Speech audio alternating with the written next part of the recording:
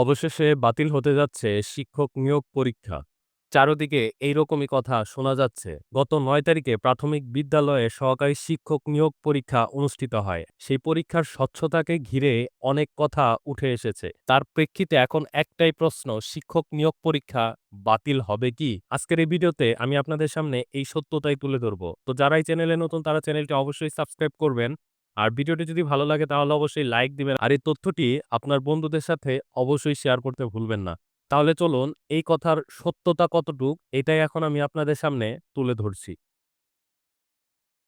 RTV online পোর্টালে একটি news উঠে এসেছে, শিক্ষক নিয়োগ পরীক্ষা বাতিল প্রসঙ্গে যা বললেন প্রাথমিকের ডিজি।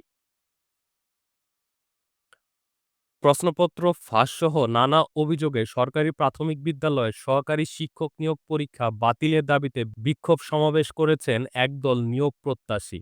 তাদের এ দাবির বিষয়ে তদন্তের সিদ্ধান্ত নিয়েছে প্রাথমিক শিক্ষা অধিদপ্তর। এতে অভিযোগ প্রমাণিত হলে পরীক্ষা বাতিল করা হতে পারে। তো যেদিন পরীক্ষা হয় সেদিন আমরা দেখেছি অনেকে কানে ডিভাইস নিয়ে পরীক্ষা দিতে গিয়েছে। তো কিছু কেন্দ্রে কানে ডিভাইস ধরা পড়েছে।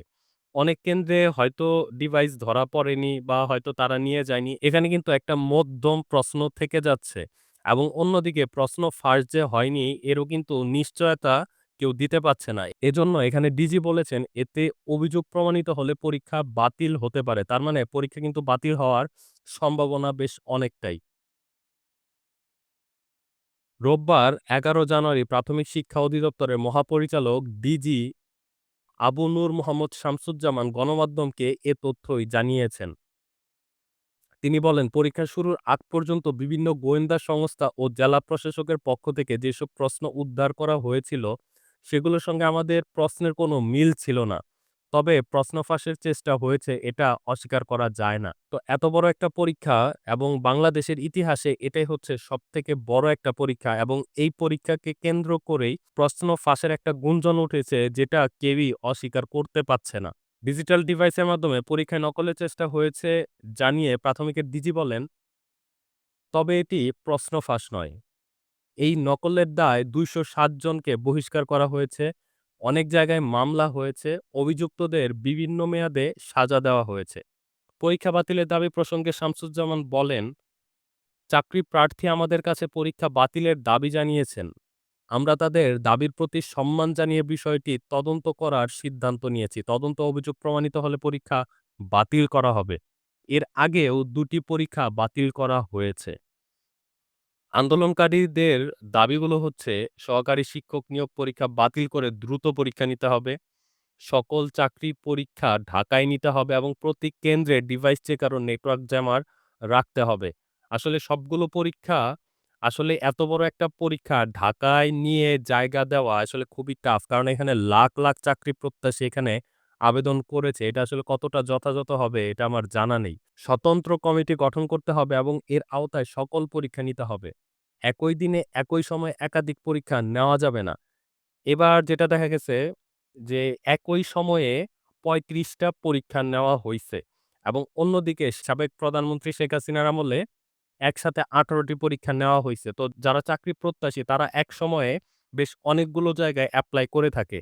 তো একত্রে যখন পরীক্ষার ডেটগুলো পড়ে যায় তখন আসলে তারা বিভ্রান্ত হয়ে যায় আসলে কোনটা ছেড়ে কোনটায় তারা পরীক্ষা নিবে। তো তো আমি মনে করি এটা বেশ ভালো একটা তাদের দাবি। তাদের দাবিগুলোর মধ্যে এটা খুবই ইম্পোর্টেন্ট। যেসব প্রতিষ্ঠান বিগত সালে পরীক্ষায় প্রশ্ন ফাঁসের রেকর্ড আছে, তাদের কোনোভাবে প্রশ্ন প্রণয়ন করার দায়িত্ব দেওয়া যাবে না। ৫ম হচ্ছে, প্রশ্ন ফাঁস হওয়ার তথ্য প্রমাণিত হলে জড়িত সবাইকে সর্বোচ্চ শাস্তির আওতায় আনতে হবে এবং প্রশ্ন প্রণয়নকারী প্রতিষ্ঠান প্রদানকে স্বেচ্ছায় ২৪ ঘন্টার মধ্যে পদত্যাগ করাতে হবে। তো পরিশেষে হচ্ছে এই পরীক্ষার রেজাল্ট ফলাফল এটা বাদ হবে কিনা এটা কিন্তু মধ্য পর্যায়ে আটকে আছে। যদি প্রমাণ পাওয়া যায়, যদি সঠিক কেউ প্রমাণ দিতে পারে বা তদন্ত কমিটির মাধ্যমে যদি এটা প্রমাণিত হয় যে প্রশ্ন ফাঁস অবশ্যই হয়েছে, তাহলে সেই প্রতিষ্ঠানের বিরুদ্ধে আইনি ব্যবস্থা নেওয়া হবে এবং পরীক্ষা পুনরায় নেওয়া হবে। কিন্তু প্রশ্ন ফাঁস যদি তুলনামূলক কম প্রমাণিত হয় বা প্রমাণিত যদি না হয়, সেক্ষেত্রে কিন্তু পরীক্ষার যে ফলাফল এটা অব্যাহত থাকবে। যেমন ছিল ঐরকমই হবে।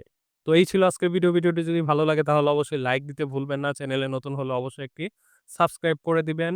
সবার আগে ইম্পোর্টেন্ট ভিডিওগুলো পেতে অবশ্যই চ্যানেলটি সাবস্ক্রাইব করে দিবেন। সাথে থাকা বেল আইকনটিতেও একটি খোঁচা দিতে ভুলবেন না। সকল চাকরি প্রত্যাশী ভাই ও বোনদেরকে আল্লাহ সঠিক একটি চাকরি মিলিয়ে দিক। এটাই হচ্ছে কামনা। সকলে ভালো থাকবেন। আল্লাহ হাফেজ।